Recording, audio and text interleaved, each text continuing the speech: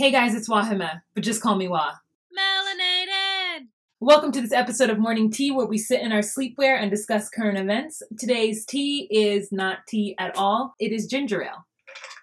I normally don't drink sodas, but I wanted a sweet carbonated beverage, and so this was my beverage of choice. Here is the tea. Kendrick Lamar's little sister graduated from high school, and he bought her a 2017 Camry.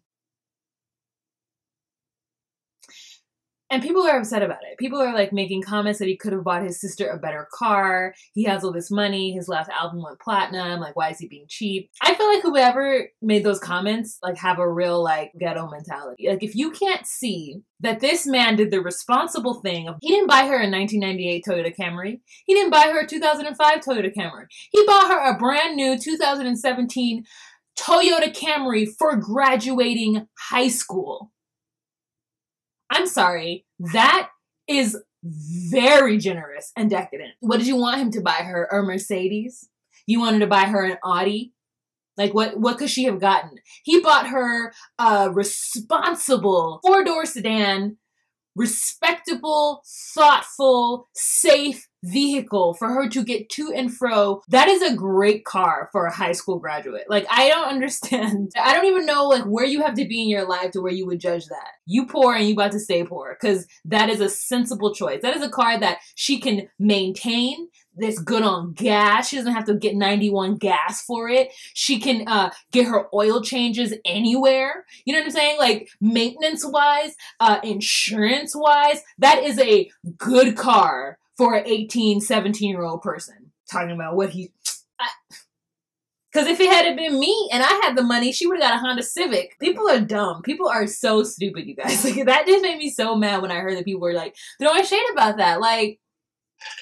Here's the tea. So this story is kind of stupid to me because I feel like people are really reaching and grabbing. So Shakespeare in the Park in New York City, they're doing a production of Julius Caesar, and they have a character in there, the Julius character, who strongly resembles Donald Trump. The right is so upset. The right is just so upset about it. They're just, to me, they're reaching. These plays were written so long ago, and for them to have any relevance now just shows you how history repeats itself. They're complaining because Julius Caesar dies in the third act. Girl, it's a tragedy. It's a Shakespeare tragedy. And if you even knew the play, you would know that one of the themes of it is that, like, Caesar didn't have to die.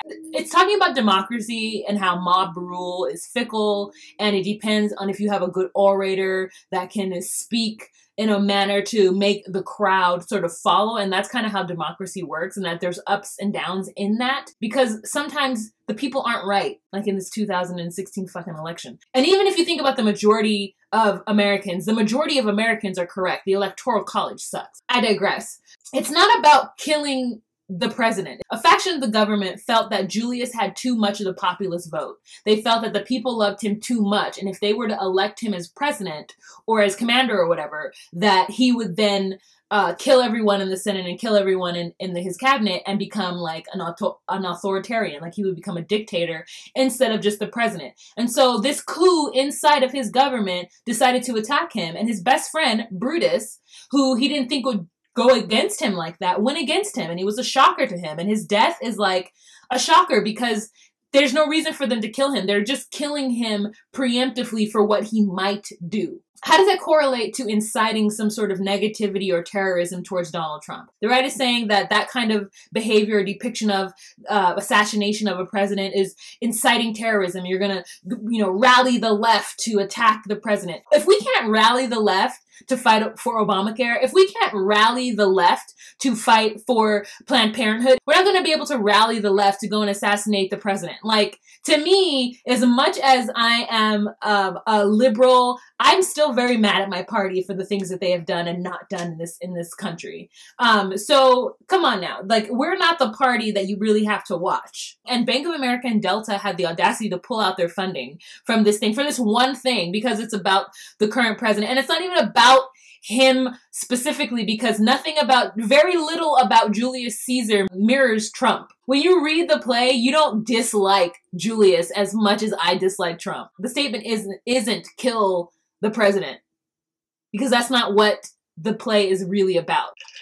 Here's the tea. Now, speaking of the left, so every year Congress has like a charity baseball game. Congressional members come together and they play this friendly baseball game. And so this man, James Hodgkins, showed up to the practice on June 14th and was like, hey, were you guys the Democrats or Republicans? And they were like, oh, we're Republicans, ha! And then he leaves and he comes back and he starts shooting. And I saw the footage of it and you guys, it's terrifying. Like he just comes back and starts shooting. He actually doesn't kill anybody, but he ends up shooting and wounding Congressman Steve Scalise, and he ends up hurting another congressman as well. The Capitol Police ended up killing James Hodgkins, who was the shooter, and it makes me sad that a liberal or a left-leaning individual would sink so low, because I feel like this behavior is not usually akin to our party. I didn't really know that liberals had these extremists in there who would behave like this. And it's kind of scary to me because I don't want to be associated with a party that has these extremists in them who commit these terrible acts. I would like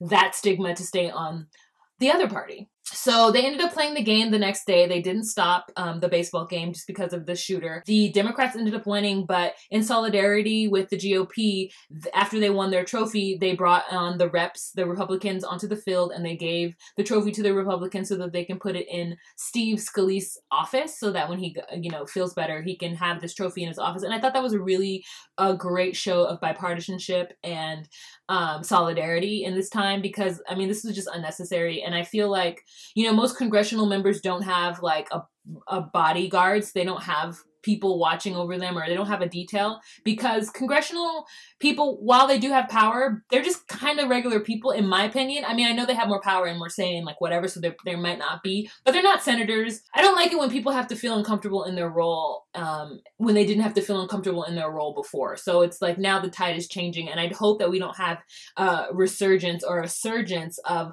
liberal left-leaning terrorism, because I'm not into terrorism at all. Here's the tea. Flint, Michigan water crisis. So as we know, that crisis is still happening, but they're finally brought up some people on charges. So Nick Lyons and Eden Wells have been brought up on manslaughter charges because prosecutors are saying that they knew in 2015 that there was something wrong with the water. They knew that it was being linked to Legionnaires' disease, and they didn't do anything about it, nor did they tell the public about it until a year later. So here's some other names of people who are charged with things as well. Stephen Bush, the water supervisor for the Michigan Department of Environmental Quality. Daryl Early, who had been a state-appointed emergency manager for Flint. Howard Croft, former director of the city's Public Works Department.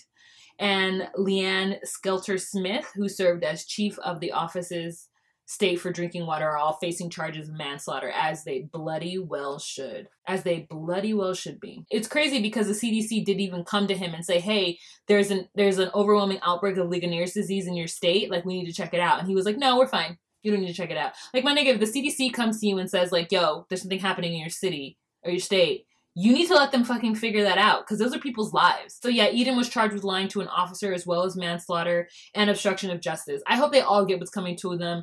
And as we see, they probably won't. There needs to be some reparations for the people of Flint, Michigan, and they're going through a lot with this water crisis, and it still isn't cleaned yet. And it's like, what do you do when like these issues that supposedly don't happen in the US and are only supposed to happen in other countries where their infrastructure isn't very strong, and it happens here? Like, it's just so devastating. It's just so and disgusting. It's not supposed to happen here, and it does happen here. And heads need to roll. People need to pay for this and be held responsible, and it's not fair. Here's the tea. So Bill Cosby. So many people have come forward claiming that Bill Cosby did something to them. And the modus operandi has all been the same. He lured them in with his fame. He drugged them and have sex with them without consent. He's on trial for what happened in 2004, I believe. It was a mistrial because the jury was hung. And so everyone is like, oh, there's no justice for these women. There's no justice for these women. And it's not as though a mistrial or the hung jury just means that there were some people on that jury who didn't believe this woman, but there were others who did. But the thing is, though, his reputation is already tarnished, and we know what he did. That's the one silver lining about this whole thing. No one thinks that because he's not going to serve any time, he didn't get with a guilty charge on this one. No one thinks that Bill Cosby is not guilty because of this. It was a mistrial. We know he did it. He's been tarnished. And I think that punishment is the punishment that hurts the most. When your legacy is tarnished, you can't get that back. And it happened to Bill. Here is the tea. Speaking of people not getting their punishments, Officer Yanez was acquitted of the murder of Philando Castile. So Philando Castile, as you remember, last year, July, was in his car with his girlfriend and the girlfriend's 4-year-old daughter in the back, and was pulled over, and he went to get his wallet, and the cop shot him and killed him. And his girlfriend had it all on Facebook. On Friday, the cop was acquitted. He was fired from his job as a police officer, but he was acquitted of charges of second-degree manslaughter, as well as 2 counts of reckless discharge of his firearm, as well as 2 counts of reckless discharge of a firearm. It's just so sad that people are just so like, he died, you guys. He died and he didn't do anything. He just,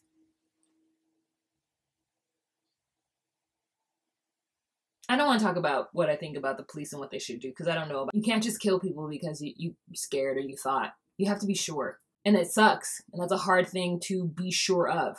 But you can't just kill people. The emotional distress, I mean, of the 4-year-old girl in the backseat and the girlfriend sitting next to him and all of the hurt and pain that he caused, and he gets acquitted of everything. I mean, they couldn't found him guilty on not one thing because he's guilty of things. You're guilty of pulling somebody over on some bullshit charge. You're guilty of something and you get acquitted. I mean, you know, his life is ruined and he killed somebody, and you know, you're never going to get away from that. And, you know, I'm sure his family's life is horrible, and, you know, I'm sure he's receiving his fair amount of death threats, and I don't wish that upon anybody else. So I do think that obviously the officer is suffering in his own manner. But there needs to be, like, they need to change policies or something. They can't just be killing us out there. You know what I'm saying? Like, they just can't be killing us. All right, you guys, that's it for this episode of Morning Tea. I hate to leave it on such a sad note, but actually I won't leave it on a sad note. Happy Father's Day. Today is Father's Day. I have a great dad. My dad has always been great with me. I have a wonderful relationship with him. He's been my rock and through a lot of things. He has always loved me even when I felt like no one else did. My dad has always supported me, and that is something that I do not know that I would have survived without. And I love my dad a lot. He's my favorite person. And he's the only person that I feel like really loves me. And so, like, he's like the center of a lot of what I do and who I am. And so, I just want to say Happy Father's Day to all the fathers out there who are that for their kids, because that is like super important and super invaluable. And I know it's hard, but you know, dads are people too, and a lot of times we don't give dads their credit. So I want to give credit to all the dads, especially the dads of little black girls, but some of the dads that are here on YouTube. DeacSpeaks, I want to say shout out and Happy Father's Day to him. I want to say a shout out and Happy Father's Day to LaGuardia Cross, to Beleaf in Fatherhood, Glenn, to all the dads, the black dads that are here on YouTube, showing the world that that black dads are here. They are present. They do love their kids. They teach them. And, thank you for that. Thank you for being that in this space, because we need it. We need it. All right, guys, thank you so much for watching, and I hope you have a fantastic day. Bye.